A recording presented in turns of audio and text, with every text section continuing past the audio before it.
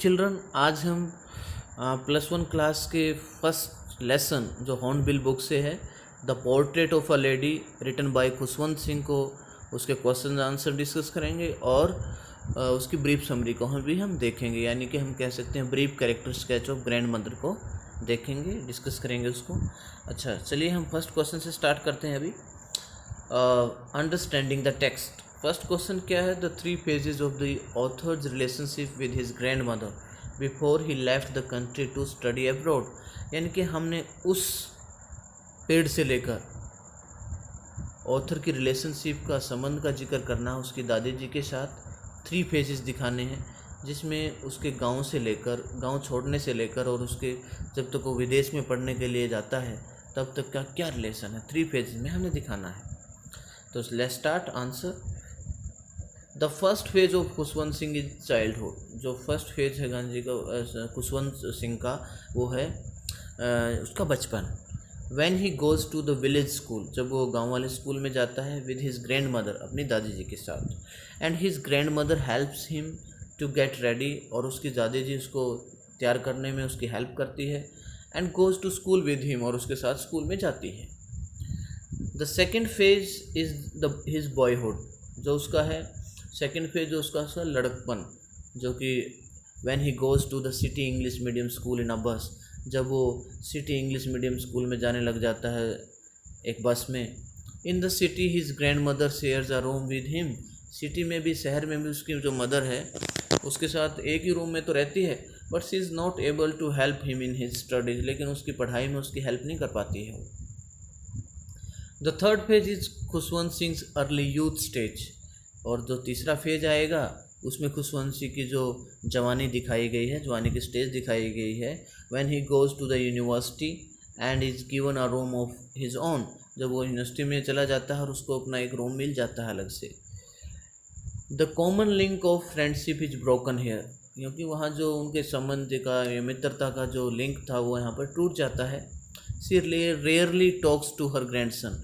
वो बहुत कम अपने ग्रैंडसन से बात कर पाती है, अपने पोते से बात कर पाती है। अब सेकंड क्वेश्चन देखिए। 3 reasons why the author's grand mother was disturbed when he started going to the city school. हमें 3 कारण ऐसे बताने हैं इसमें कि जिसमें जो ऑथर की दादी जी है वो डिस्टर्ब सी परेशान सी रहने लग गई थी जब वो सिटी स्कूल में जाने लग गए। ऐसी क्या 3 चीज़ें थी? फर्स्ट आंसर देखते हैं हम इसका। In the city English medium school. City English medium school में क्या है? The grand mother is not able to help him with his lessons. उसकी पढ़ाई में उसकी हेल्प नहीं कर नहीं पाती है। Western science is taught to the students, क्योंकि पश्चिम की साइंस पढ़ाई जाती है बच्चों को। एक तो ये कारण। There is no teaching about God and scriptures in the school. भगवान के बारे में और धार्मिक पुस्तकों के बारे में स्कूल में कुछ नहीं पढ़ाया जाता। थर्ड थिंग क्या है? Music is taught to the students. संगीत सिखाया जाता है बच्चों को।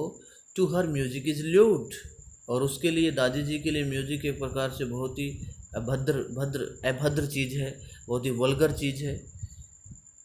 It is the monopoly of harlots and beggars. वो सोचती है कि ये तो एक क्या है, वेश्याओं का या भिखारियों का काम होता है गाने वगैरह गाना। तो ये 3 कारण हैं ऐसे जिसकी वजह से वो डिस्टर्ब रहती थी। अब हम थर्ड क्वेश्चन में आ जाते हैं। 3 ways in which the author's grandmother spent her days after he grew up। और हमने 3 ऐसे रास्ते बताने हैं, तरीके बताने हैं जिसमें दादी जी, ऑथर की जो दादी जी थी, वो अपने दिन बिताती थी जैसे जैसे जो लेखक है या नरेटर है बड़ा होने लगा। फर्स्ट हम देखते हैं, she spent most of her time at the spinning wheel. वो चरखा काटते हुए अपना लगभग समय बिताती थी।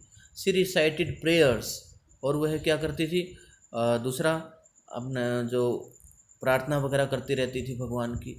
इन the afternoon she use to feed the sparrows, और दोपहर बाद उसके लिए बड़ा रिलैक्स टाइम होता था ये, और वो चिड़िया वगैरह को दाना वगैरह खिलाती थी। नेक्स्ट क्वेश्चन आता है हमारा। The odd way in which the author's grand mother behaved just before she died. हमने वो एक अजीब सा तरीका दिखाना है, जो या अजीब से व्यवहार दिखाना है जो ऑथर की दादी जी ने किया जैसे ही उसको मरने से पहले। उसके मरने से पहले। तो आंसर है इसका, इन द इवनिंग, शाम को क्या हुआ, अ चेंज केम ओवर हर, उसमें एक बदलाव आया।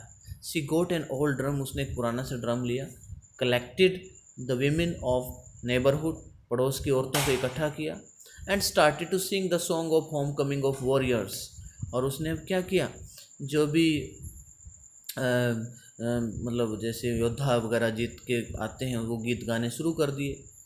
The next morning she became seriously ill, और अगली सुबह वो बहुत ज़्यादा गंभीर रूप से बीमार हो गई। एंड डाइड, और मर गई। नेक्स्ट क्वेश्चन है fifth one, the way in which the sparrows expressed their sorrow when the author's grand mother died, कि हमने ऐसे तरीका दिखाना है जिस प्रकार से जो चिड़िया जो स्पैरोज थी उन्होंने उनको दुख को प्रकट किया जब उसकी आथर की ग्रैंड मदर की डेथ हुई, मौत हुई उसकी। देखिए, thousands of sparrows set scattered on the floor, देखिए हजारों चिड़िया वहाँ इकट्ठा हो गई फर्श पर। देयर वॉज नो चर्पिंग, कोई चहचहाहट नहीं थी उनकी। His mother faced some bread for them, अब जो ऑथर की मदर ने उनके लिए, जैसे उसकी दादी जी डाला करती थी, उसके लिए थोड़े से ब्रेड डाले, रोटी के टुकड़े डाल दिए छोटे छोटे। But they took no notice of the bread, लेकिन उन्हें कोई उस ब्रेड पर, कोई भी उस रोटी के टुकड़ों पर कोई ध्यान नहीं दिया उन्होंने।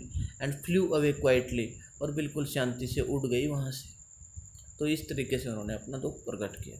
अब हम देखते हैं इसकी ब्रीफ समरी, और कह सकते हैं कि brief character sketch of the author's grand mother. देखिए, Khushwant Singh grand mother is an old lady. जब ये चैप्टर स्टार्ट होता है तो खुशवंत सिंह की ग्रैंड मदर को एक बूढ़ी औरत दिखाया गया है। She is short and fat and slightly bent, वह बिल्कुल छोटी है, कद से मोटी है, और थोड़ी सी झुकी हुई है उसकी कमर, क्योंकि बुढ़ापे में अक्सर ऐसा होता है। Her face is a crisscross of wrinkles, उसके सारे चेहरे पर झुर्रियाँ सी, लाइन सी आ गई हैं, क्योंकि बुढ़ापे में चेहरा बिल्कुल क्या है, हमारी स्किन जो है लूज हो जाती है और ये प्रॉब्लम आती है। The author and his grand mother are good friends, वैसे तो ऑथर और जो उसकी दादी जी हैं वो दोनों बहुत अच्छे दोस्त हैं आपस में। They are living in the village, starting में हम देखते हैं चैप्टर में कि वो एक गाँव में रह रहे हैं।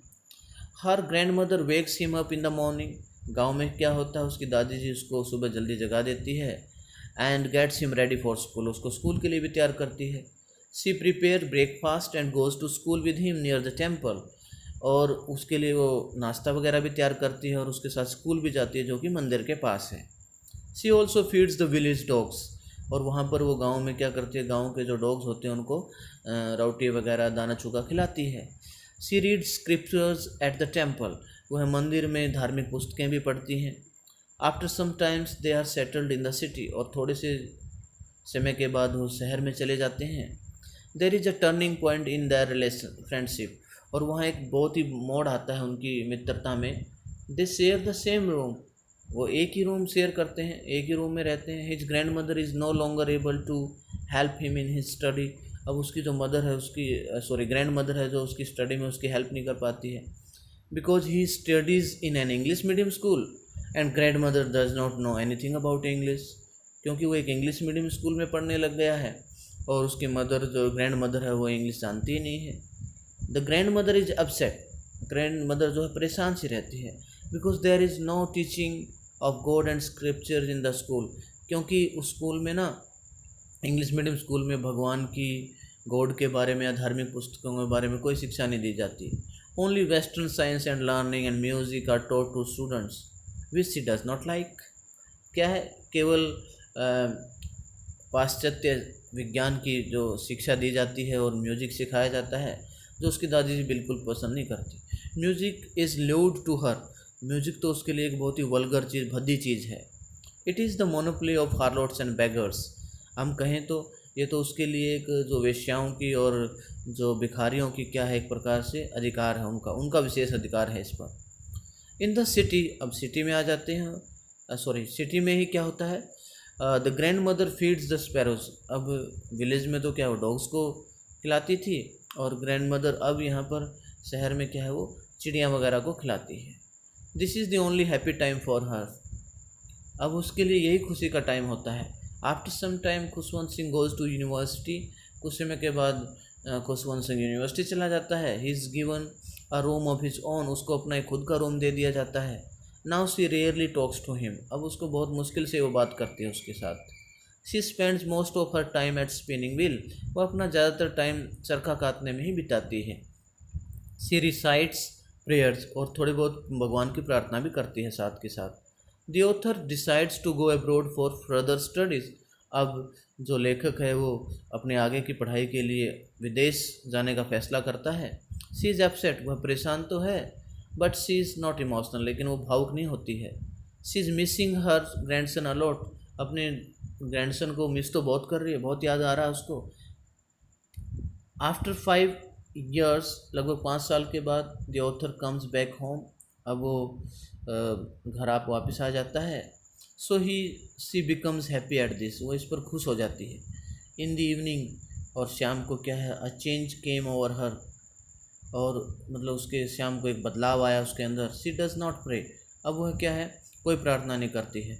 सी collects the women of neighbourhood, और वह अब क्या है, पड़ोस की औरतों को इकट्ठा करती है। गेट्स एन ओल्ड ड्रम, और एक पुराना सा ड्रम लेती है। एंड स्टार्ट्स टू सिंग, और गाना शुरू कर देती है। The next morning she is seriously, अगली सुबह वो जल्दी सीरियस तरीके से बीमार हो जाती है। एंड डाइज, और मर जाती है। The sparrows feel sorry over her death, और जो चिड़ियाँ वगैरह हैं वो भी उसकी मौत पर बड़ा दुख प्रकट करती हैं।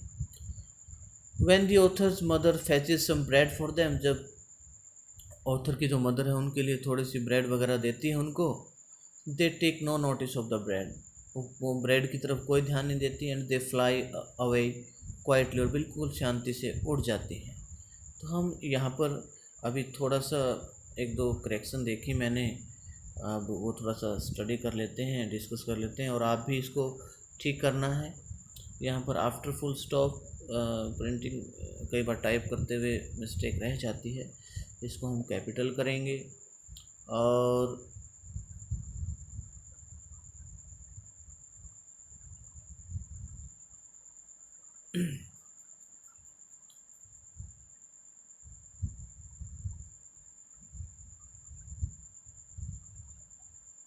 बाकी सब ओके है। Okay, thank you very much.